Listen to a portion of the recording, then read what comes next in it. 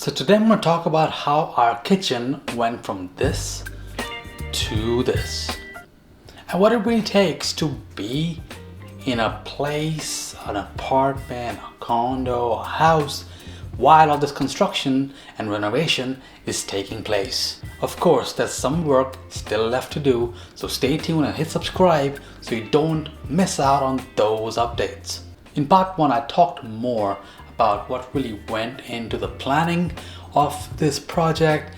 But now I'm gonna get into some of the nitty-gritty details on what really happened as the days progressed. So let's get started first with day 1 to day 3. That's the fun stuff. Like, it just seemed to happen so quickly, the deconstruction of everything. And I remember I just wanted to get the project started because there were several delays, and I just got the call, hey, we can come today. I'm like, let's do it.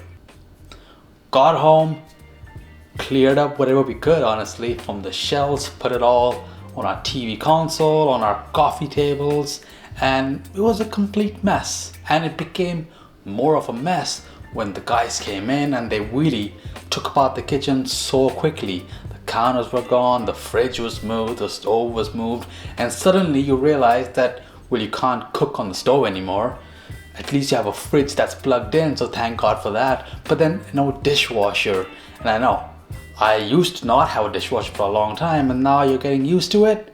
Not having it is very painful. And then suddenly the walls are gone. You can see all the padding and all the insulation that's inside the walls, stuff that you never see, stuff that just looks prettied up when the walls are there and it's all painted. You just don't know what really goes into making a building where people live in a place like Ottawa where it's cold, goes down to -30. It was cool to see. There was one point, I think around day 3 or 4, where I could literally go through all that insulation and touch the actual concrete. But the biggest thing that we didn't have when all this stuff was moved is a sink. And you have no idea what it's like to not have a sink. It's one of those things in your house or your kitchen especially that you don't appreciate until it's gone. So it's been kind of a nightmare doing dishes in our bathroom sinks, but that's what we got. And if you don't have a second kitchen in your basement or something, well, you know the pain. They also dug up a trench because we're going to be having an island, as you know, to run the wiring from the wall all the way down through the floor into the island. And of course, the biggest goal of this project was to add some nice contemporary space with lots of storage. They also added in studs everywhere just for the cabinets, and they prepped the ceiling because it's a concrete top. So you can't have pot lights, and the lighting was always an issue at this kitchen. So they added like some wooden planks, basically. I don't know what they're called, 2x4s maybe. And basically in preparation to have pot lights installed. I think they're gonna put 6 of them. So 2, 2, 2, I think. Yeah. And yeah, that was days 1 to 3. Now the electrical parts came next, where they had the job of putting all those wires that were hanging down from the ceiling and cleaning it all up so that the trench that was dug on the floor, the wiring actually runs through it, ready for the cabinet people to work with it. They also put the drivers up on the ceiling for all the pot lights. Switches were moved so that we can control these lights. And all day that day, power was going in and out because they had to keep doing something that was causing power to go in and out. So it was a bit annoying, but it had to be done. But it seemed to be pretty quick, just like the deconstruction from the early days.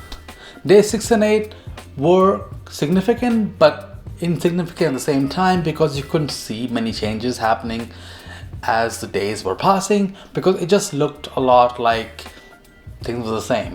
You had your walls up, there were holes for the power outlets, and it just looked nicer, I guess. It looked covered up. And then we come to days 9 to 12. That's when the cabinetry comes in, and you should have seen the state of the house. You can see actually now that when they brought in all of those boxes to really build our kitchen, for me it was just like the craziest IKEA project, and I wouldn't even know where to start with a project like that, with all those little items that have to be built. I don't know how they did it, but they built it all up within 3 days, and it was kind of amazing. They have to like finish up a few things, but they have to wait for electrical to really basically finish off the look of the kitchen. And yeah, it looks dark right now because there's no lights, which should come in tomorrow. One big hassle that we figured out around day 3 to 4 point is that our ceiling was not leveled. So when they were putting up the wall so that it can support the cabinets, because the cabinets were cut so that they were basically at a right angle with our ceiling, because that wasn't the case, that wall had to be adjusted where the potlets are going to go, and then the cabinets had to be adjusted as well, just to make sure that when they all fall down, it is still 90 degrees with the bottom, so that it just looks straight and things are not just sitting on a slanted cabinet.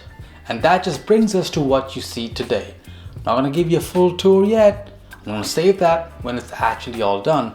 But as of now, our cabinets are basically done. Our hood fan is installed, but of course it doesn't work yet because the electrical is not done yet. The countertop needs to be put in. Maybe we'll do the tiles as well for the backsplash. We don't know yet. It's hard to decide without the lights, honestly, so we're just holding off on that, honestly.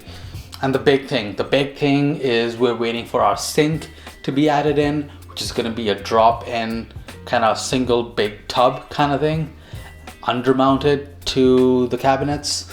And our fridge, I can't wait for the fridge to go back so that the space looks bigger, the dishwasher, the stove, and just a lot of exciting stuff happening in the next couple of days. So if you're still interested and you want to see what the finished project is going to look like, well, go ahead and subscribe. And as of right now, this has been going for I think just about 4 weeks, and I've still been uploading videos. And you may wonder, how am I cooking? Well, if you really want to do something, you can just go and get it. So we figured it out. We already had portable stoves, but they're not that expensive. So if you're in a similar state and you don't want this to be an excuse to eat out every day, which is probably not good for you, well, grab a portable stove. That's what we did. Cooked on the dining table, prepped on the dining table, and showcased whatever videos you've seen for the past couple of weeks on that dining table.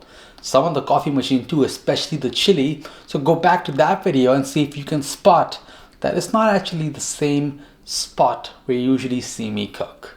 This tiny kitchen is going to be transformed very soon, and if you want to be a part of it and take a look at what this finally looks like when it's all done, well, you know what to do. Hit subscribe, hit the bell icon, and let me know what you want to see first in this new kitchen.